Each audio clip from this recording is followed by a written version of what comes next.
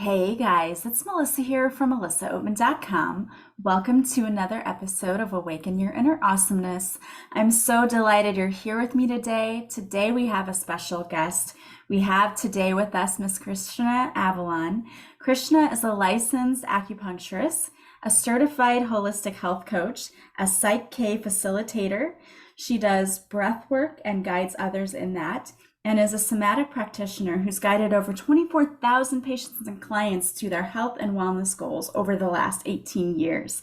She currently specializes in subconscious transformation, which is what she's here to talk to us today about. She's here to talk to us about our subconscious and how we kind of move through healing with that. So I'm very excited to jump in and learn all about our subconscious minds today. Thank you so much, Krishna, for being here today. Thank you, Melissa. Happy to be here. It's so exciting to have you here today because I know we were kind of talking a little bit before we jumped on this podcast about people and healing and how I think oftentimes with our subconscious, we don't even know what needs to be healed or how we go about doing that. And it can be very overwhelming for people. So I'm really excited to talk to you today about how you're helping people in that process of healing. And actually, you have so many different healing modalities. It's so impressive, everything that you're doing to help others out there. So, first of all, thank you for everything that you do. That's amazing. That's so sweet to hear. And I mean, I do love this work so much. And I have really, really loved being an acupuncturist forever. It was my first love in this life. It's the first thing I ever trusted and committed and never doubted. And so it's been really special. And I felt really blessed to have a career in that way, helping so many people. But when I started learning about the subconscious mind, I mean, I started becoming obsessed. And in my profession, it's like once you master something, which I feel comfortable saying after 18 years, it had been a couple of years prior where I was like, I just needed to grow because you can do something well with a blindfold on, but that doesn't mean that you couldn't do more. And so I learned about this process that I was trained in, and it was like acupuncture school was for me. It was just like this ding, intuition was like, yes, you need to follow this. So yeah, I love it. It's been transformative for me, and I'm watching all of my patients and then clients just coming to me for the subconscious transformation work literally just make changes like so quickly in ways that they just haven't been able to do before because the subconscious mind creates 90 to 95% of our life's experience. It's where our beliefs are stored, our habits, our memories. And so it's also where we can be on autopilot.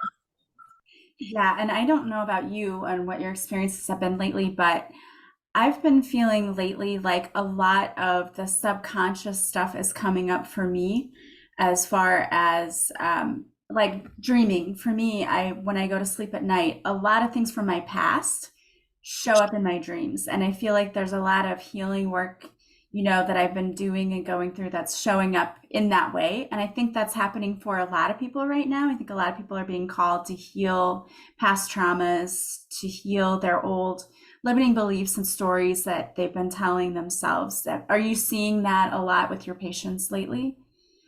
Yeah, it's really fascinating because I think I've just been in the healing arts for lifetimes. I mean, it's just what is so natural for me. And so it does seem like these things came into my life at the time where I needed to work with my own wounding, integrate it, and then be able to guide others. So yeah, the subconscious mind has been trending in the like spiritual and health and now even in the mental health world for a few years now, but most people don't really know how to work with it. They're just starting to hear about the subconscious, knowing that they need to work with it, be able to like make impactful change more quickly than the conscious mind could. They just don't have the tools necessarily. So Yeah. So, how are you working with people? What are you helping them? I guess my question is, how are you showing them the way to reach the subconscious mind so that they can unlock all of those traumas, memories, stories, whatever you want to call what's there, so that they can heal it? Yeah. And to just carry on from your last question, yes, I am seeing that. Yes, people do have trauma. They do have triggers. They do have patterns that are self-sabotaging or holding them back. And they're not sure why, and they're not sure how to deal with it. So the way that I work with people is through a process where we do some muscle testing to get clear communication with the subconscious mind. And then in the process I was trained in, it's called Psych-K. It's a really dumb name. I don't like it. It's psychology plus kinesiology. The kinesiology is the muscle testing. People are totally conscious the whole time. It's very simple. And I can do it with people long distance, so virtually or in person. And so if I were doing a virtual session, I would be able to ask for permission to muscle test on someone's behalf. And then we do what's called a balance. That's the goal in a Psych-K process, is to do a balance to get somebody in what's called a whole brain state, which just means the left and right hemispheres of the cerebral cortex communicate coherently. And when that happens, the subconscious can expand, and then you can move on from a triggering or traumatic or stressful event, past, present, or future. That's one way to balance. Another way to balance is people can create more expanded beliefs. So people don't necessarily need to know what their limiting beliefs are. They just need to know either where they're stuck or feeling like life is repeating in undesirable ways, or where they feel like they have trauma to work with or triggered, and they just need to know what they want. And so for people who want to create bigger or new beliefs so that they can create life as they wish it to be, we would just talk about what you want, and then you create a goal statement from that. And then the goal statement is literally the new belief that you're creating in your mind, in your subconscious mind. Because if the belief doesn't exist currently, you won't create life that way. So Yeah. your conscious mind might say, I deserve to be treated like this in a relationship, or I deserve to make money. However, if your subconscious is like, nope, because you've never had that or you've never been shown it, then you just won't. You'll keep creating from a very limited or subcontracted place, because the job of the subconscious mind and the nervous system is to reinforce your beliefs, whether they're true or not, to show you that you're right and to keep you safe. And safe just means familiar. Yeah. And I was going to ask you, so when you were talking about that, so you create a new belief statement or you set goals like this is what I want to see for my life. I want to be treated in a respectful way in relationships. But you decide what the subconscious mind, if you have those programmings there that say, well, I've never seen this, so this isn't what I'm going to get, or this isn't what I deserve. So, how do you then work with that if someone wants to set a goal statement and say, okay, this is the life I want to see? How do you do that when you've got those subconscious programmings going on that, again, you said some people may not even know what they are. It's not important to know what they are. So how do you move past that? And that's such a great question, because this is where it helps to have somebody very intuitive who is very good at space holding and listening. Because I will talk with people and ask those very same questions. Like, where do you, and sometimes people come in with a list of where they know they want to make change in their life, or what has been very stressful and they want to move on from. Um, but if they don't, they come in and we just start talking. And pretty quickly we get to the direction we want to go. But like I might say, Melissa, what do you want? And you start telling me, and I start writing down, and you could create a goal statement that is encompassing of your whole life. Could be like relationships, money, career, you know, joy, experiencing more beauty in the world. And it can apply to your whole life. So you could just talk about what you want. And if maybe we came down to, I am able to be present and enjoy my life and all that's available to me. A lot of people aren't able to be present, for one. A lot of people aren't experiencing the joy they wish to experience, and it's because they can't be present. Mhm. Maybe they don't have the belief that they do because they're like conditioned to, who knows what, do 20 things at once. Or maybe they don't feel safe being present because they have had trauma. And so it's scary to stay in their bodies in a present way. And so we just talk about what you want. And from there, I create a really good goal statement that just kind of rolls off the tongue. And then we go through the balance and create the possibility, basically the pathway in the mind for you to have that experience. Because what happens currently is people have these very clear paths in the forest in their mind. That doesn't mean that it's the best path for you. It just means it's the one you've taken a bazillion times. It's what you know. It's where your autopilot is. It's your go-to, your reflex, your response. And so this work creates the neuroplasticity so that the brain can make changes. And so this is really interesting, and you'll have to break it down for me like someone who, is a kindergartner, because I think that there are probably some people out there listening who maybe they don't understand some of the terminology. So when you talk about the muscle testing, Yeah, you said that's one of the ways, that's what you do first before you do the balancing with people. Is that correct? that's So so. yeah. So, what exactly is muscle testing to someone maybe out there listening who isn't really familiar with this term? Thank you so much for helping me like break it down because I get so excited and I just get into it. But yeah, muscle testing is this way of speaking to your subconscious so that you're getting a clear yes and a clear no. And what's really cool is that when I'm trying to muscle test with someone and they try to alter the response, they cannot because it's the subconscious. So it's just this way. A couple of naturopaths had done it to me years and years ago. And I was like, this is stupid. And they were deciding what the response was. In Psych-K, we do it together. And I'm asking a person, was it a strong response or a weak response? So that it's clear yes, clear no. And then we go into the balance. And the balance, again, we're always doing a balance in Psych-K. And the balance is always to create that whole brain state where the left and right sides of your brain are communicating coherently because currently with whatever trauma or stress or limitation, there's one part of your brain that's ruling the show, whether it's left or right around a specific situation.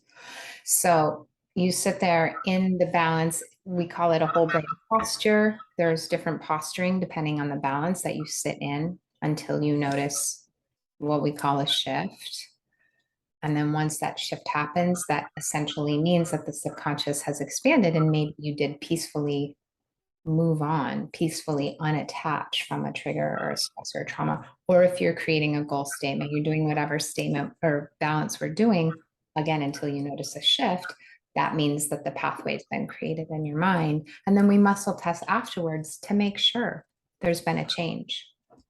And so, when you ask questions and you're doing the muscle test, are you asking questions to find out maybe where the limiting beliefs might be with people, or what are the questions that you're asking?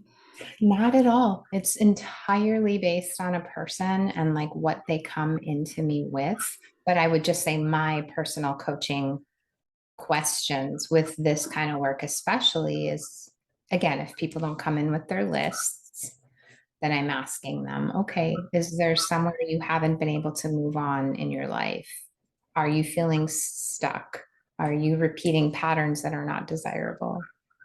And I could just have an entire business just in helping people peacefully unattach from stress or triggers or traumas so that they can move on with life. Um, so it's sort of like if you have something in your life that has been traumatic or stressful, we don't have to talk about it. We can, but we don't have to. You just have to know what that stress or trauma or trigger is. And that's what you focus on while you're sitting there in the balance until you know this the shift and move on. Same thing with the goal statement. And that's why the muscle testing is used before and after, just to make sure there's been a shift. So Yeah. to your question, it just depends on the person who comes in. And it just depends on like if they don't know what they want to work with and they're just coming to me because they know that they intuitively want to work with their subconscious. Most of my people already know me or they've been referred to me from somebody that they know or they're on my Instagram and they see the stories that I post because the testimonials for people That's where it's at. And again, people don't need to know what their limiting beliefs are. They just need to know where they're stuck. And if we're talking about what they want and they haven't been able to create it, you just need to be able to know what you want. So, what I love about this work is we don't have to get to the deepest trauma. We don't focus on that. We focus on what you want. If you wanted to focus on the deepest trauma because it's still affecting your life so much and you haven't been able to move on, then you sit there and you focus on that in that particular balance. But it's not like a typical talk therapy session where we're having to get to the foundation and the root of what's limiting in your life, if that makes sense. Yeah, so with the muscle testing, you do it before to see where they're basically feeling stuck in their life and where they're unhappy. And then you do the balance, and then you do it again after to make sure, I guess, so they feel in their body that there is a change. Because what we're really talking about is you're making new neural pathways for people. Is that Yeah, essentially. So, for instance, at the beginning of a balance, you would focus on that stressful or traumatic event and we'd muscle test and you would test weak. That means you're not in a whole brain state with that particular situation. That's exactly why we would do a Psych-K balance. So then we go through the balance and then we test after. Is this process complete? Yes. And then you think about the situation again. This time you test strong. That means there's been a whole brain state related to the thing that was previously very traumatic, like to the point where maybe you couldn't even think about it because it was so painful, or maybe it made you want to throw up, or maybe it made you so angry, or whatever. Yeah, and there's It's a lot of just, people who attach emotion to, traumatic situations. So I mean, this would be helpful for anyone who just needed to detach and not have such a strong response, physiological response even to certain triggers. that's exactly right. And just for instance, I balanced with someone yesterday who's about to have another baby, and she hadn't been stressing out about it all of the pregnancy. However, now that she's getting closer again, she had a really traumatic birth with her first baby. And she gave birth during the first part of COVID where family members could not come into the room. She had to wear a mask the whole time. Her needs weren't honored. She was being treated like cattle or worse, just like she was very traumatized. And of course, the survival of that is like, okay, you get home, your baby's okay, you're okay. But the way trauma and stress works is then as you're like getting ready to go do that, it just kind of comes up, whether you want it to or not. You can't keep the lid on it anymore. Or maybe it comes up at an inopportune time that doesn't surprise you, but, or does surprise you. But like for her, you know, she would like to be able to not feel so anxious about getting ready to give birth. So we did some balancing around that, and she's just has zero stress about it anymore. So Yeah, yeah, that's awesome. So, what is the most exciting change maybe that you've seen in doing this work with people that you've been able to, the change you've been able to help other people instill in their lives? I mean, I've been loving working with love and relationships lately. That seems to be what's coming to me a lot. And I'm talking about like a lot of super boss babes who are very successful in their careers and have made a lot of stuff happen. And yeah, just so good at like achieving and producing. And now they're like personally in their relationships, they're not receiving the kind of love or respect or feeling held in the masculine. And so they want to be more in touch with their feminine energy. They want to learn that they're worthy and deserving of receiving, that they don't need to give and give and give to receive love or to prove their worth. So a lot of what most people come down to is not feeling worthy or deserving of this, that, and the other, whether it's healthy love, making the money you want to make, having all your dreams come true. Yeah. following your pleasure, those are trusting yourself, being safe to be seen in the world for who you are. That's a lot of what I work with. So when you say what's the most exciting, I mean, I literally watch people transform into different people in just a few sessions.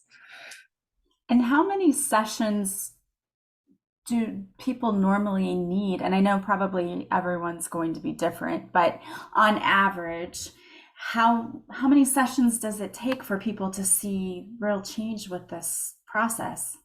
Yeah. I've had people have one session be so transformative that they're still integrating that session. And then I have other people who are just like, oh my God, that was so amazing. Can I work with this and that? And yes, you can.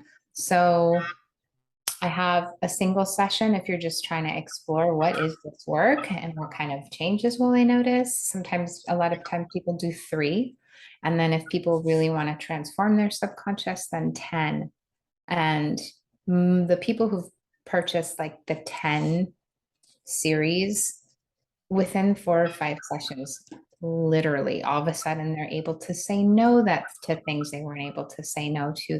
Their boundaries are crystal clear without any effort.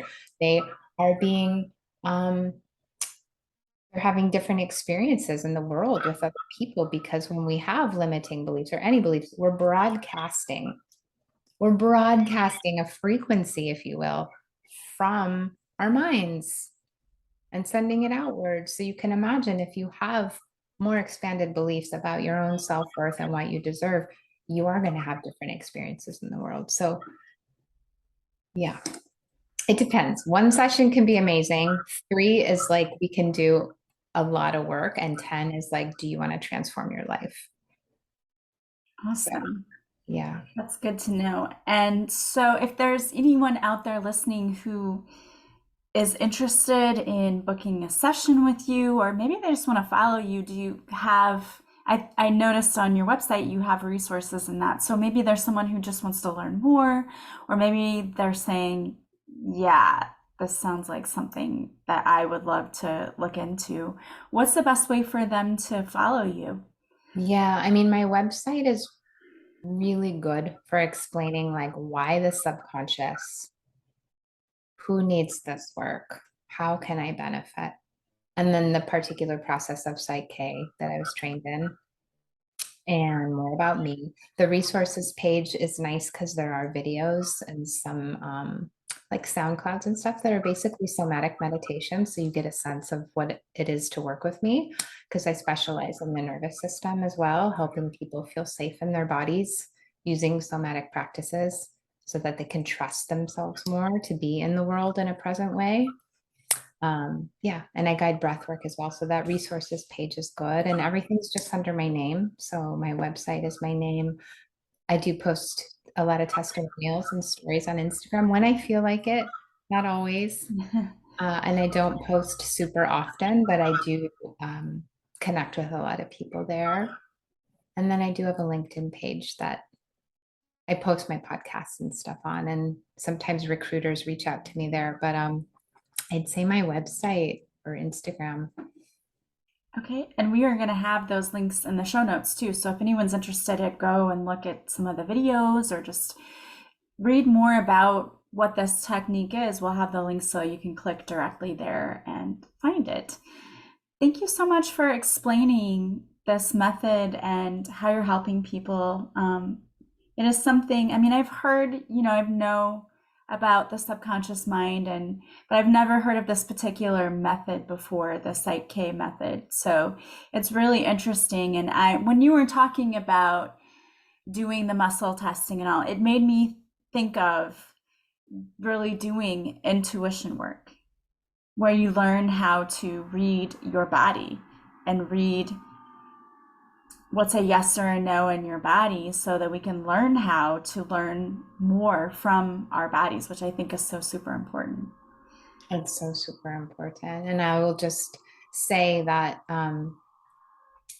like you can work with your conscious mind and that can be helpful. It's just going to take a bazillion times longer than working with the subconscious. And so that is the stuff people usually find pretty interesting. And the neuroscience is now showing that our perceptions are even more impactful in our life than even genetics. And so that kind of stuff, that's why the neuroplasticity for me is so fascinating. Yeah, I mean, just being an educator, I did a lot of research on my own about trauma and how it affects the brain and how it affects learning. And it's amazing what it really does to students as they're trying to learn. They have a hard time focusing or remembering information, processing the information when they've been exposed to trauma. And a lot of the studies were showing that mindfulness is helping students because it's bringing them back to whole brain, as you were talking about, which your process does. So it's very, very powerful, and I can see how this kind of work can be very, very beneficial to anyone who feels like they're stuck out there because oftentimes I think we don't even know the stories that we carry around. Sometimes it's obvious and sometimes we know, but so much of it, I mean, think about what you pick up as a child just from watching and listening other adults. We don't realize how children process what they're seeing and what they're hearing and how they make that their own story, and then it becomes like a limiting belief for them and they don't realize it and they don't realize where it came from.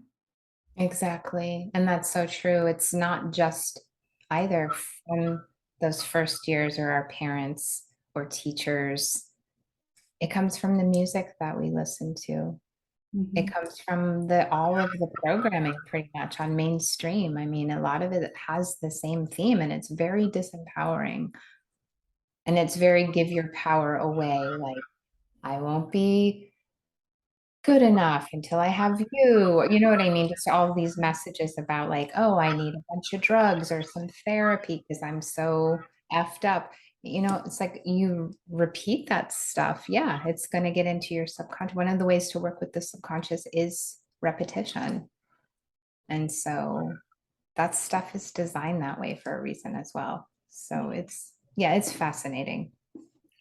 Yeah, even thinking about teenagers, just when we were teens, or at least when I was, reading magazines, thinking you have to be a certain size or you have to look a certain way, that also plays against your self-esteem. And that's a big part of why I think a lot of people get stuck because they feel like they're not worthy, which is what you brought up before, that worthiness issue.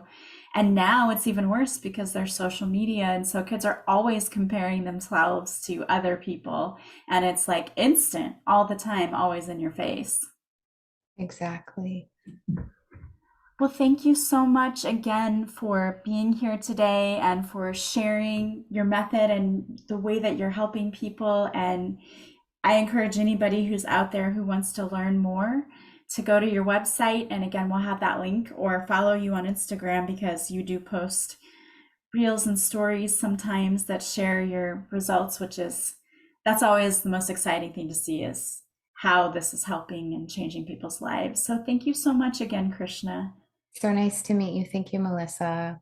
Thank you. And I want to thank all of you for being here with us today. As always, if you like this podcast, please subscribe. Please leave a positive review from wherever you're listening. And the greatest compliment you can pay me is to share this podcast with anyone you think might benefit. I hope you guys are having a beautiful day from wherever you're listening. As always, I am sending you so much love and light, and I will talk to you soon. Bye, guys.